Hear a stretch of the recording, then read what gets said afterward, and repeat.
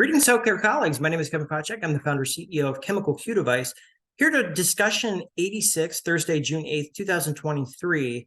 And this is about quantum computing success stories and also with medical innovation as well. So a lot of this is based on even developments or in the early 1980s. So NSF started to fund quantum computing back then. And then ever since then, I've done a whole timeline on this. So there's been developments in the specific parts of the quantum computer, and then especially leading up to most recent years. Now, by that, I mean, in 2019, Google claimed quantum supremacy in October. They published a paper. And then after that, AWS announced their Amazon Braket quantum computing service for that for more select users. It didn't get more open until later after that. So with any new technology, a lot of times you can compare quantum computing developments to deep learning, although deep learning still use bits or classical bits. With today, it's basically you have quantum computers, or more often and more commonly, quantum simulators that can do quantum bits on CPUs and GPUs. So in all these things, the government, quantum computing is a government initiative. It's not this, brand spanking thing new from industry, academia. It's mostly NSF, DOE, and NIST in specific. And there's annual budgets of over $800 million with the technologies right now to push a lot of this through. And what you'll see, today with a lot of the leaders, with their success stories, such as NVIDIA, is they've actually published that using over nearly 900 GPUs and over 1600, they got 1600 qubits, and this was done for quantum bits, and this was done using something called Q TensorNet. So as opposed to the more common Q state vector net or state net. So it's significant in that it's the first time that I've seen in recent memory, right, in any memory, to see that high number of quantum bits being simulated. And this is back in basically November 2021. So that falls under their success story, falls under it's called Q quantum or Q to quantum. So it's spelled CU quantum for that specific one. Now, another success story that they've had that many people in the industry that insist on running on real quantum hardware will use something called CODA. So it's not, it's spelled QODA with that. So what CODA allows you to do is you do a CPU, GPU, and now you have a real quantum processing unit, such as gate-based superconducting qubit, ion trap, technology, those sorts, in order to further test that, especially as the quantum, the error comes significantly down. Now, in addition, so IonQ, their success story is basically coherence, less error than other types of real hardware.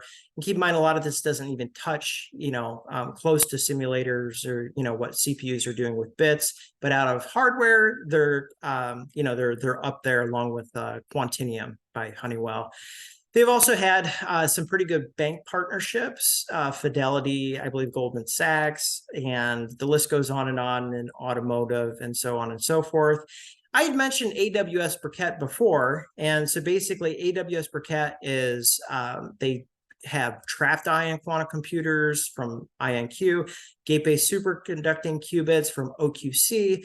You have neutral atoms. So neutral atom is, basically an emerging technology as well, but very promising. So that's, definitely their claim to fame. And where it all happens, I mean, you need to have the hardware too, is basically with the software, right? So GitHub in specific has a number of platforms that are, have their key notebooks and key, installations, frameworks, you name it, from Google Circ to IBM Qiskit to Xanadu PennyLane.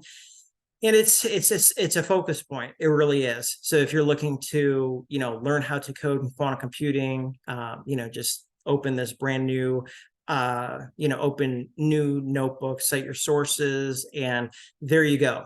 So I've seen qubits. I'm working on qtrits. So qubits are basically, instead of outputting 0 or 1, you get 0, 1, or 2, and other cool stuff like that, right? So kind of touching all of the technology. So Penny Lane themselves is probably the leader in quantum machine learning as far as the number of applications used in papers. You'll see it cited many, many places. It's basically the first platform for quantum machine learning. IBM Qiskit came before, but their QML didn't come till later. And then so you have some of these top published papers, coming from, the Penny Lane. So you'll see a default.qubit, lightning.qubit, potentially even a lightning.gpu as far as the devices being used. And then you'll see that those types of gates are Penny Lane, like a .hadamard, .cnot are their specific ones. I also encourage you to keep checking out their blog because they announced it's called .kokkos, Kokkos, and it's basically building on Lightning .gpu. I think it also does CPU simulators as well. But they mentioned some stuff in there as far as, they kind of see it going down this path of, significant advances as things emerge. Sandbox AQ, speaking of quantum computing success stories, is a Google spinoff, and they're big into cybersecurity, financial services. They also have other platforms such as QSense, simulation, and what you'll see. Sandbox AQ is basically the probably there's QSecure too, but they got $500 million in order to start implementing these. They're called NIST PQC algorithms for cyber defense, into different places of, and especially government. So there's a government law that you have to implement cyber defense. And hence you get this big funding contract because you have to use quantum technologies, and they're typically simulated. They're not actually running on real quantum computers, which, as we know it, if the application's right, that's just fine, especially for quantum too. So the next, as far as quantum success stories, and feel free, anybody that's come on, is QEDC, their forum. So they facilitate industries, they have membership, these types of things. And it's basically, it's from government funding to NIST and then off to QEDC. But if you join a lot of these, they want to get technologies worked out, right? So it's more towards that collaborative approach as opposed to, the secrecy, and nobody really wants that at this stage, or a lot of it, of quantum computing. You have to work with other companies in order to get yours. Everybody's technologies figured out with quantum. The other thing, for Womanium, so Womanium is a nonprofit. So definitely their success story has been, speakers. I've been on as a speaker for Womanium. There's funding assistance, lots of education. I know other colleagues that have passed through here that, are definitely associated with Womanium.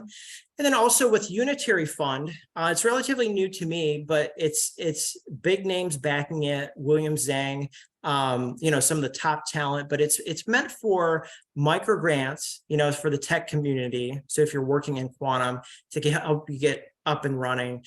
And, it seems like it's a key, focus for quantum computing, especially. So those are the success stories that I had lined out. Of course, in anything, the killer applications, we don't have a ton of those in quantum computing, but, it's just, especially with simulators, NVIDIA, I mentioned before, with over 1,000 qubits, simulating. That kind of stuff I kind of see breaking through the Q-tensor net. It's noise-free computing. So I'd be interested, and feel free to unmute, or you can come on as well, share your quantum computing success story. You could also post in the chat too. So I can definitely take a look at kind of like where you are in your quantum journey. But with any new technology, it takes time. Right. It takes time to, number one, get the application to work. I found that out personally, or with a startup.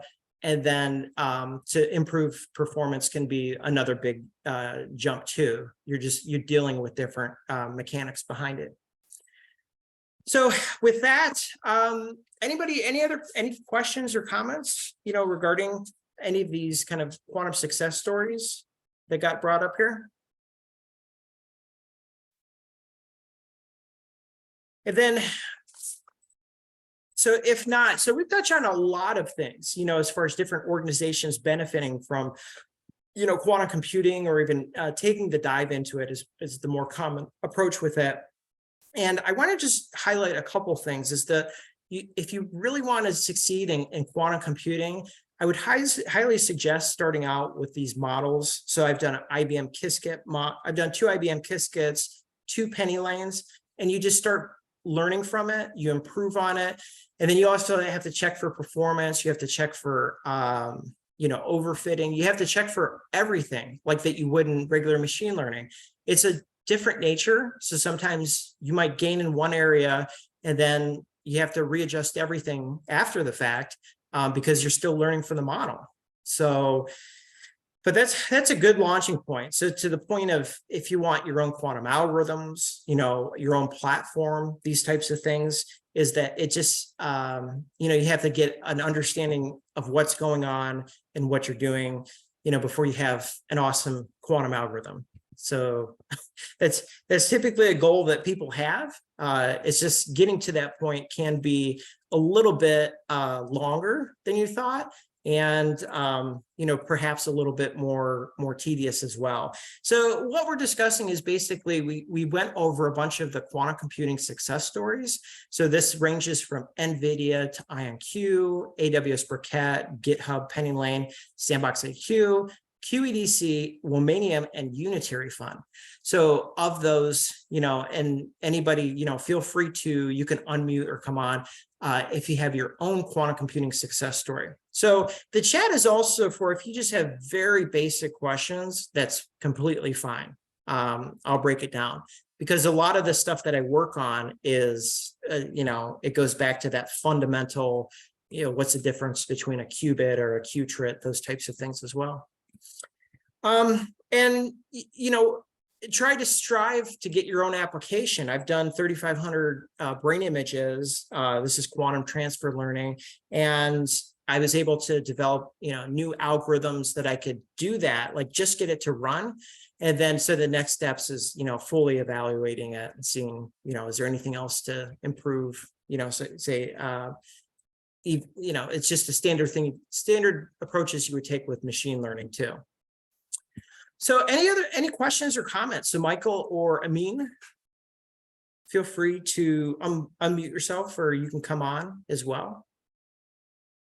It's definitely an emerging field, and it's very exciting. So I was once told that it's like a hockey player taking a slap shot. So at any given time, there could be a breakthrough. That hasn't been the case so far, I don't believe, as far as a killer application, but it always has that potential too. So, and, so if you're coming from a classical background, you could ask questions such as, how can you get quantum advantage for these specific applications? And I can answer those as well. So don't feel free to put it in the chat, or you can come on as well.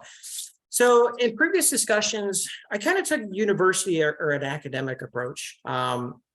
In University of Chicago, Harvard, Maryland, University of Southern California, Stanford, and we have UC Berkeley as well.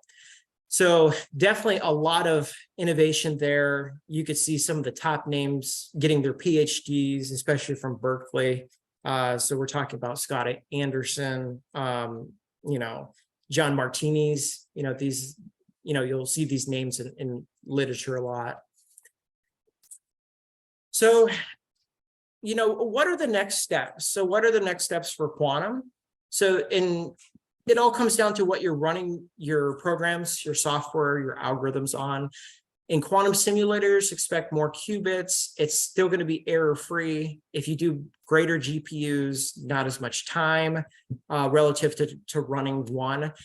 In real quantum hardware, the big jump, it's a huge jump to go from the error or the fault that we have now into something that you can run thousands of files through and it not make a big, hurt it more than to help it, basically.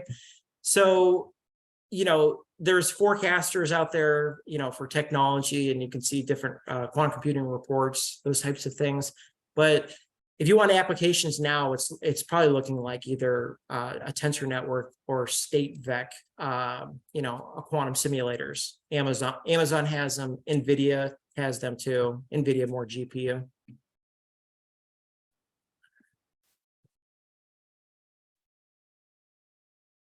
So, and of course, so when I talk about all this, it's for an application in medical, right? So, real quantum hardware, it's going to take a while to get regulatory approval, in my opinion. It has way too much error.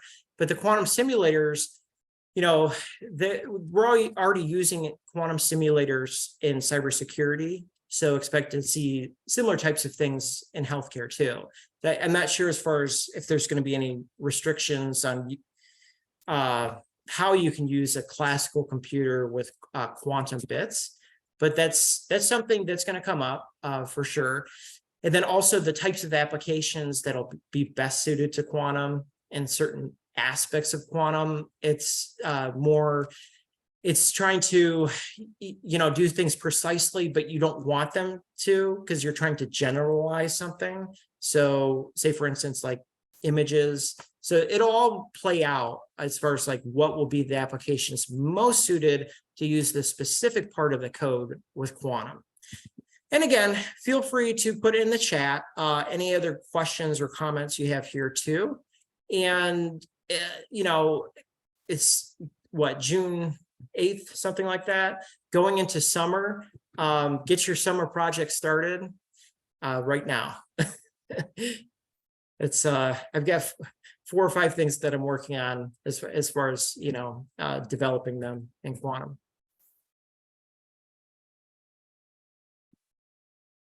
So Michael or Amin, any questions or comments? Oh, hi. Go ahead. Can you hear me? Oh, okay. I want to introduce myself. I'm a PhD candidate in quantum computing. I also study the same area. I study medical applications in quantum computing. So nowadays I am trying to develop a new algorithm. It's a variation quantum algorithm, but in the new version for medical application, especially in the brain part. Briefly, I try to develop a new variation quantum classifier for pediatric brain tumors. We have a very problem in the pediatric part. We have 4 tumors. And also these properties come from MRI images, 3D MRI images. So I put this image, the information come from the sequence from the MRI part, and sorry my English, to do variation quantum classifier. So I try to develop not to classify 2 tumor, but 4. I try to classify, or I try to discriminate 4 tumors from each other with using the new variation quantum classifier. Yes, like this. Yeah, I mean, that's definitely right up my wheelhouse. My first question would be the 3D MRIs, because those take up significantly larger, do you know your data set size that you're using? No, this is not public data set. We have a MOE, the MOE mean, so we have a assignment with the hospital in the Turkey. The data come from this part, the pediatric hospital. Yes, 3D MRI. So, we have a sequence, for example, T1, T2, DVI, etc. So this sequence give information about the tumor. Yes, we use this sequence information as an input, our VQC classifier, new VQC classifier. Yeah. Well, I mean, you could say as far as like how long you've got into the project, but I will tell you this, the certain gates, like certain 2-qubit gates, take a lot of computational power. So if you're going for 4 classes, as opposed to binary 2 classes, you're going to have to keep a mind on, so that's called like the variational layer, because that can definitely, cause things to slow down or not even run at all. And I would also suggest, because I did the same thing, is test every part of the quantum algorithm to see, where you're getting the most gains of. And then from there, say, design your next circuits based on that. There's a penny lane optimization demo that you could do where you plug in the algorithm and it exits a sine function, and you can match that sine function into the phasing of the classical information. So when it goes quantum classical or classical to quantum to classical, it has to mesh in a certain way. And that's where you want to make sure, especially with overgeneralizing or overfitting things, is compare the training and testing losses, those two together. Because a lot of time, it's a new technology. So you have to figure out what generalizes well, so it doesn't underfit or overfit. And at that same time, you're getting the accuracy that you want. And also, yes, you are right. The optimization is a very big problem because it takes too much to get the optimal values for this parameterized quantum circuit. Yes, it takes, for example, now it's also processing. Now it takes 2 hours to get the optimal value for all of the features. Yeah, I have to reduce this time, but I don't know how I can design my parameterized quantum circuit. Maybe I change the value of the gates, maybe the name of the gate, maybe rotation gates or 2-qubit gate. Yeah, so rotations had merged, X gates, Y gates, stuff like those. Those are more simple. So if you have like a CX or a CZ or CYs, more commonly a CX, or they're called C0 gates, those are the ones that take up a lot of computation. So again, like, it's not worth the whole thing not working if you have them in, or, things like that. So it's worth the time either to do the individual algorithm optimization and or do your own as far as like this part of the circuit. So there's certain gates that you can swap pretty easily, and RX, RY, RZ swap easily. So if you have an RX, just change it to Y. A CX, a CZ, and a CY, they all swap, or I shouldn't say swap because that's the name of another gate. They all interchange easily too. So you don't have to reinvent the wheel. You're just changing one letter. I've mostly seen CX and CZs. Yes. And we're talking about entangling gates right now. So let's see here. Do you have any other questions?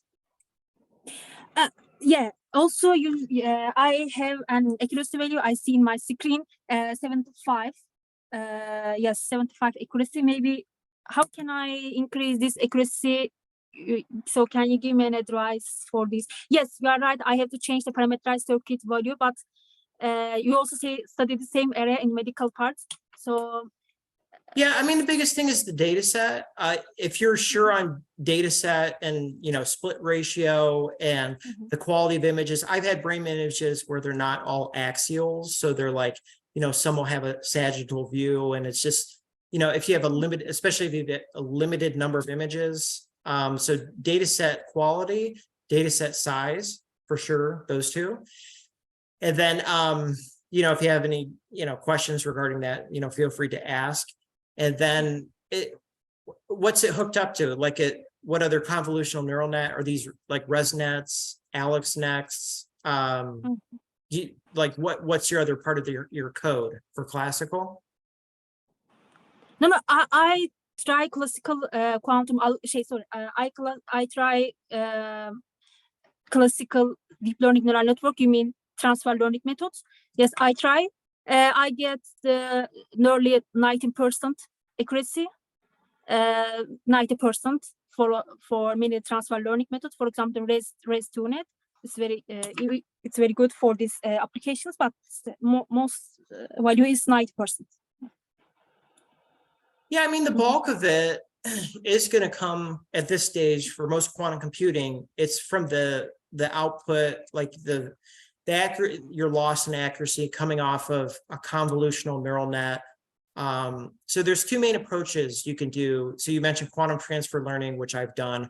The other one is as a kernel. So you could have quantum gates making up convolutional circuits, and you can, do a more general, like a for loop on it all.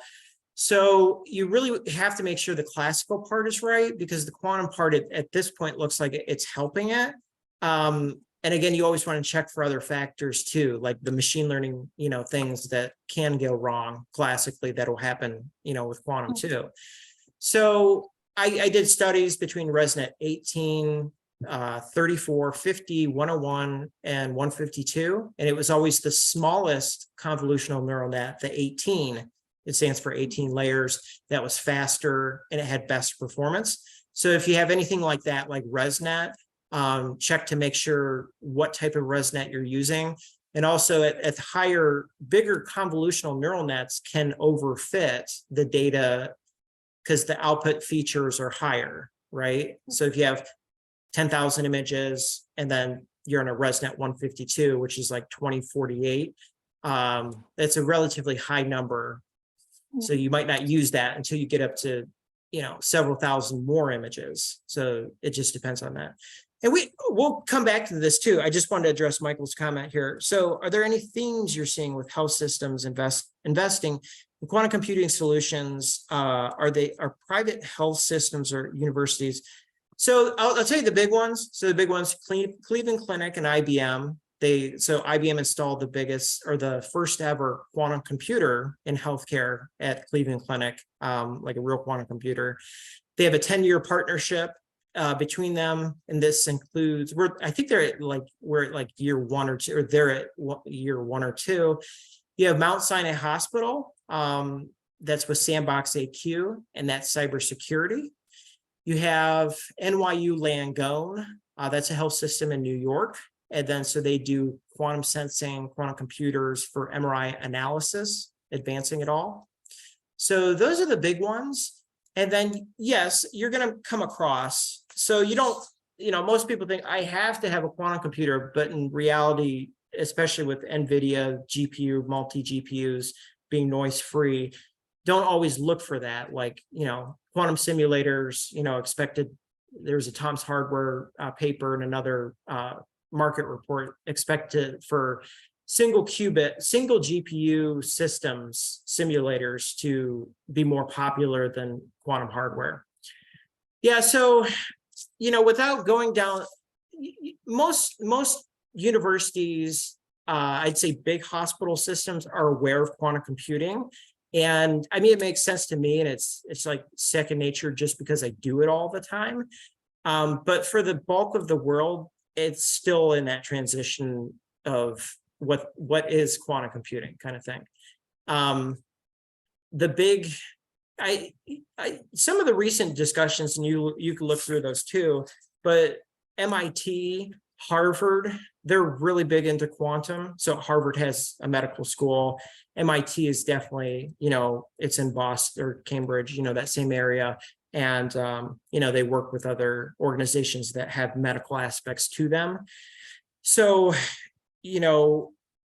as far as when we see the first simulated quantum computing in healthcare, I don't believe that's happened yet, because I don't know if you need additional regulations, but that would be the big thing, because it may take some time. The error that we have in quantum computers is so much more than what you experience in classical or simulated quantum computers. It would have to come down significantly in order, in my opinion, to be considered safe for patient use. So that's just how things are looking there. But yeah, typically the bigger hospital systems tend to be the most progressive with that. Especially like Cleveland Clinic is huge, and there's pictures of employees standing next to quantum computer. Oh, by the way, President Biden, standing next to a quantum computer in upstate New York, next to IBM CEO. So that's a good thing. Barack Obama, has been associated with Chicago Quantum Exchange as well. Yeah, so the big news, the stuff that I've mentioned, it just doesn't come out that often. It's more like, these small increases where, as Amin was mentioning, she might be going off of a paper, trying to improve things, trying to get the accuracy up. And you could start with just regular images and work up to brain images, those types of things. So that's the more common thing is if you search for Google Scholar for medical image, quantum computing, those types of things. And, you know, all the other stuff, I mean, they'll have like a row of, you know, executives standing in front of a quantum computer at Cleveland Clinic. So that was kind of a cool article, because it shows if they're trusting a quantum computer, that other technologies too that can do quantum computing, that's pretty reassuring. And they're both huge organizations that go with it. And there's a lot behind scenes that we don't see in the news. Keep that in mind too. So, you know, just part of innovation. But yeah, this is a great question, because it's like with anything. And Michael, I would say, and specifically learn from, so if you look on IEC, ISO, their regulatory bodies, the cybersecurity, if they're not passed already, I haven't checked in the past couple of weeks, but two of the cybersecurity protocols for simulating, you know, these PQC algorithms on classical hardware, they're in the regulatory, you know, approval process. So, like I said, there's two of them. So that's a joint thing between IEC and ISO. But once that goes through, you know, expect to see other things in finance. You know, like we want to trust quantum computing, whatever the modality is, you know, to handle our financial data, right? And a similar thing, we want to trust quantum computing to handle the patient data, and a quantum internet that could transmit, you know, patient data faster and more securely. A hybrid network, right? So both classical and quantum. But yeah, and it's always worth learning from the history in the past. Say, for instance, deep learning, we got our first, or the industry got the first FDA approved algorithm in 2017 for deep learning. And then ever since, there's been, you know, multiple other ones. And deep learning is an inexact answer. So sometimes you don't get the same answer every time you run it, basically. So and basically deep learning started to take off in early 2000s. So that was basically, it's that whole thing of like, if you have an algorithm in two different places, even though the performance is greater, probable benefit is greater than probable risk. It took a while to explain to, you know, people that even though the outcomes are going to be a little bit different from here to there, overall, it makes sense to incorporate deep learning into FDA and medical. So I hope that answered your question. And feel free, you can unmute, Michael, or you can come on. And you did say private health systems or university. I think the ones that I mentioned are more private as opposed to university, I want to say. So you're not going, I don't hear too much news as far as there was, like, say, for instance, University of Calgary in Canada, quantum computing, you know, being kind of accepted by the healthcare system up there. So, you know, without doing a lot more thorough research into that, you know, I think things are just kind of saving, because what exact quantum computing technology is going to be used, right? So as a researcher, you have to make sure your algorithm will work on this compared to that, different types of devices, you know, quantum devices. But, you know, the big news, we just don't hear too much. You know, that it's not a common thing to hear about an IBM Cleveland Clinic, you know, first quantum computer in healthcare. So you have to track papers a little bit. So I definitely, you know, read a lot of the papers behind it too. And then, did you have any other questions, Amin, regarding your application? Okay, thank you for your advice. And also, I want to learn. I only use IBM quantum computer for my medical applications. Also, do you use any other quantum computers too? For example, D-Wave, also another. Yeah, I mean, you have to keep. So it's a complexity issue, right? So if I go on to IBM Qiskit and I design, like, you know, a 5 deep circuit, 4 qubits, and it's not going to give too much error, right? But when you're passing thousands of images or data, I don't know how big your data set is, and then you're dealing with complexities and other aspects of your classical network, you really want to make sure whatever you're using to compute with quantum computing is as noise-free as possible, right?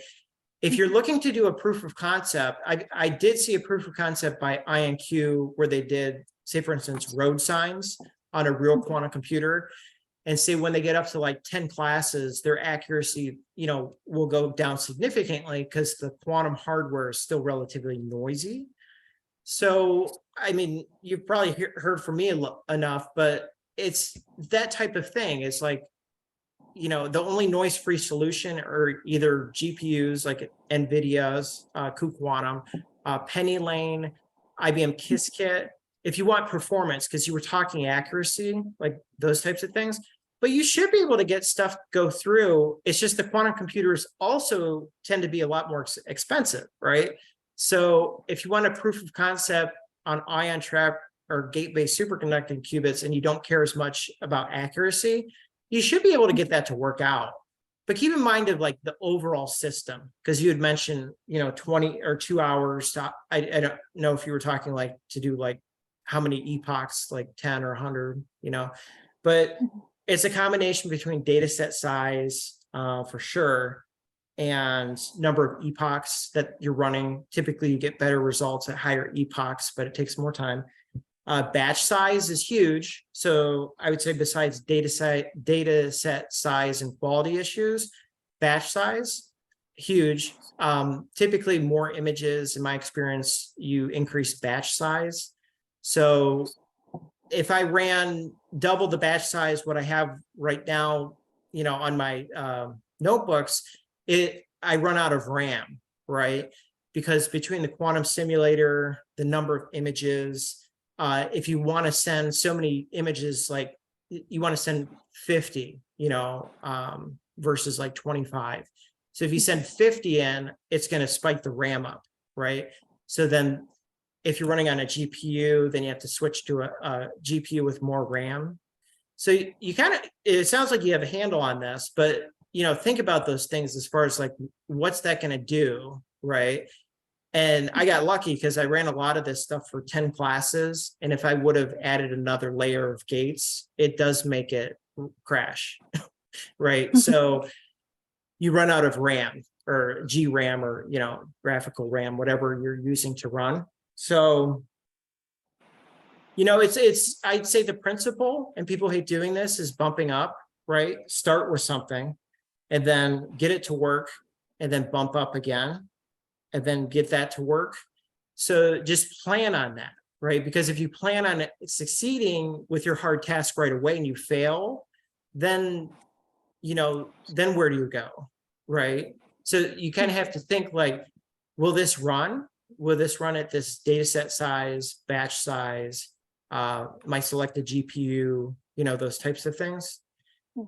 And then you can start going for what you want. But I mean, it just always seems like that. Like you can't ever get what you want, like on the first try. It's just, because you'll learn things along the way that are important in order for your end application to work. So, I mean, for your stuff, I had an MVP with like 10 iterations. So I put a lot in there that is helpful, for other researchers too. And I used an Anson Bees data set that I worked up 2 classes, binary. I worked up to 10 classes, and then that's, brain images with, cutting down on the algorithm, right? So say, for instance, the algorithm suggested it's just too much, right? It's too much for thousands of images. I had to cut down on entangling for sure. Because, it's a time issue, or it's usually I'll just shoot out, this will cause an exabyte of RAM or requirement, which we don't have. So. Okay, thank you. Okay, also, in the quantum machine learning applications, we have many data come from the MRI part, as I said before, the sequence part. For example, now I have 50 parameters, 50 parameters totally, multi-parametric MRI parameters. So I have to reduce these parameters, for example, to 10, because the qubit number, maybe. So I have to use the feature extraction method to reduce the dimension. for example, I use PCI or LDA to reduce the numbers from 50 to 10. Yeah. Also, this process affect the result. So I don't know. In the IBM Quantum for the simulators, yes, I can use all of these features, but in the real quantum computer space, real quantum computers, I have to reduce these parameters, for example, from 10 from the time part. So do you also use different feature extraction methods, as I said before, LDA, PCA, because these two methods also give the different result. For example, in the PCI, I have 75 accuracy, and in the LDA, for example, maybe the more 8, let's say 85. So also, did you use these methods in your applications? Yeah, I mean, all these things you really want to focus on overfitting too, because if you're just chasing after, say, your last epoch accuracy loss, those types of things, you want to also look at, training, validation, loss, all the way through. They say ideally they should overlap, right? So if you just want to get it to run, it's sounding like going back to the classical neural net too is really important, because I wasn't quite sure when you said 50 to 100 or 50 to 10 for parameters, but anyways, you're reducing, what's being looked at. So that would be my biggest thing, because the ResNet or whatever convolutional neural net, because your feature extraction is just going to be like a small slice, that's being used for quantum, as opposed to some other likely neural net. And, trust me, like there's been transformer neural nets hybrid with a piece of quantum code. So I don't really have enough information to say, right? Because say, for instance, like a ResNet 18, your final convolutional neural layer will be, I think it's 512, right? And then saying quantum in this ants and bees, data set, you have a 4-qubit circuit that goes down to a two classifications, ant or bee, so that's 512 to 4 to 2. So that's an example, without knowing a lot about your model. So some things need to be determined experimentally, but many things are just, they're known in literature. You can ask, say, for instance, like OpenAI, Chat GPT, specific things, and cite that you use them. But yeah, usually if you're dealing with these hybrid models, the complexities of it, and it sounds like with yours too, it's usually been worked out before. So you'll have to figure that out, right? So say, for instance, like if you're taking too much time and then you want to reduce from 50 to 10 parameters, again, I don't have enough information as far as, where exactly you're talking about. Are you probably after the CNN or? Sir, but I don't mean the convolutional neural network. I only speak about the, for example, I have an Excel file. And so I speak about the numerical parameters, not the figure image part, numerical part, I mean. So I didn't use the image of this MRI, for example, sequence part. I only use the numerical part, numerical value of this sequence. Yeah, you're dealing with a lot of this is just the numerical number crunching, right? So as you get a hang of it, as far as like, so if I change this from this, like this tends to work better, keeping an eye on your results as well. It's just one of those things, like you have to figure out. When I was testing quantum algorithms, it was very clear to me the CX layers or the C0 layers were causing a significant amount of usage of RAM. So when the original model, uses that, it has a for loop CX gates, I think for basically it's pretty close to full entanglement on, for that case, but that's just for like 200 or 300 images, and that's just say for like 2 classes, right? So we're all dealing with the same bottlenecks, right? So the bottleneck is going to be primarily your quantum simulator, the RAM. So if you haven't, I would switch to like Google Colab, because you can use like so it's 16 gigs for a V100, and then an A100 has 40. So you have to get like kind of like a feel for that, as far as like, if I run this, and this, how much RAM is they going to use, right? Because typically your quantum effects might come better with more overall, entanglement gates. But if you're doing 4 classes, as opposed to 2, that's going to be another computational load, right? And then we really haven't talked about, say, for instance, your data set size, or number of qubits that you want to use, those types of things. Right. Okay, my last question: do you only use classical or quantum optimization methods? For example, generally I use SPSA for quantum, and also for classical I only use scholastic gradient descendant. So in your medical application, which part do you use, classical optimization or quantum optimization methods? Yeah, my understanding, I think the quantum transfer learning, this penny lane model that I've been using, I think it's hybrid, because it says and I've tried, what is it? I know Atom tends to work the best, but I'll see it from a different video or a different paper that, an SGA or it was stochastic gradient ascent, and they all tended not to work as good.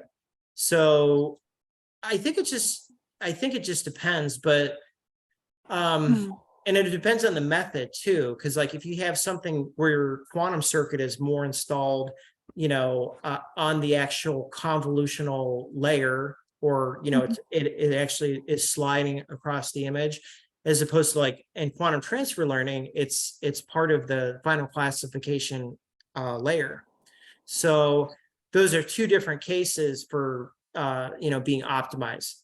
So I know in the quantum transfer learning, yes, it has an optimizer, loss function, all that kind of stuff. But when I look through all the code, I believe it's a hybrid approach, right? Like it's looking at the end results of the classical quantum system, I believe, and then it's learning from that and then changing things. So on the quantum side, it can change the R, Y, RX, either of those, the theta parameter.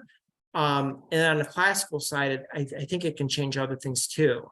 So, it just depends, right? Because certain quantum circuits, I think the value of theta for your rotational gates is constant, and then other ones you're training it. So you can train the circuit, not with your class data, not with your image data, but you're training to find out the correct rotational angles. Okay, thank you very much. Yeah, you're welcome. Yep. So you just got to work through a lot of models, I would say, because there's an IBM Qiskit. It's called a QCNN, or a quantum convolution neural net is the name of the title of the tutorial. And I got 100% on it for training and testing, but it's only 8 pixels. But the cool part is both the convolutional circuit and the pooling circuit, so we're talking about a convolutional neural net here, are composed of quantum gates. However, for 8 pixels, that's 8 qubits. So it's for a 28 by 28, like an MNIST image, that's more like 200. That's more like over 700 qubits that would be required. But that might be available with something like a cuQuantum tensor net. So a lot of these things you'll see a bump maybe in availability for something like NVIDIA, but as far as I know, you have to pay for their GPU simulators. And then you just got to keep an eye on different models and different approaches that people are using. Yes. Yeah. Okay. Thank you again. So the meeting ends now. Yes. Let's see here. So we got about 7 minutes. So, you'll just learn so much more from like, so there's a thing called QHack. So it's called Q and then HACK, and it's run by Penny Lane, which I've been referring to. And they have just video after video about quantum talks. And I mean, from your situation, it sounds like there was a paper, a BMC paper, COVID-19 paper, images, chest CT, or do you know the one I'm talking about? So you mean my paper? Yes, I have a paper, but about the quantum SVM. Quantum. Yeah. Well, what I'm trying to say is basically, if you're in the medical field and you just want it to work with quantum computing, it's hard for me because like, I'm so technical with like the actual quantum computing, the gates, the number of qubits, all that kind of stuff, that unfortunately, in my opinion, I don't think there's a drop-in solution. And that's based on, doing a lot of these models and, kind of studying them, because usually you're balancing things like accuracy or, say the model's not being trained correctly, right? So it's a challenging situation because it's not down to a science yet. So say, for instance, like if I have a convolutional neural net that ResNet 18 is consistently performing better, I can pretty much find the evidence that other people are finding that same thing too.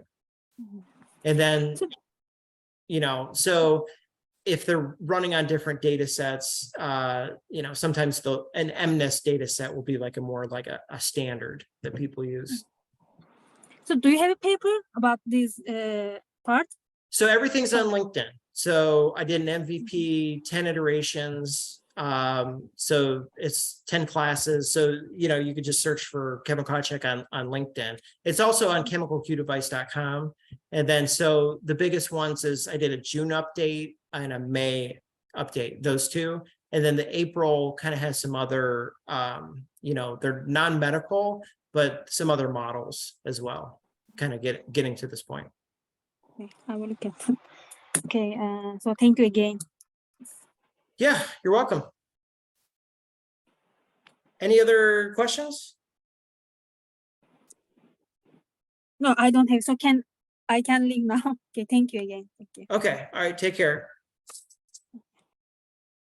All right, thanks everybody. This has been discussion 86, Thursday, June 8th, 2023, quantum computing success stories. So we talked a lot about NVIDIA, IonQ, AWS, Briquette, GitHub, Penny Lane, Sandbox AQ, QEDC, Womanium, and Unitary Fund.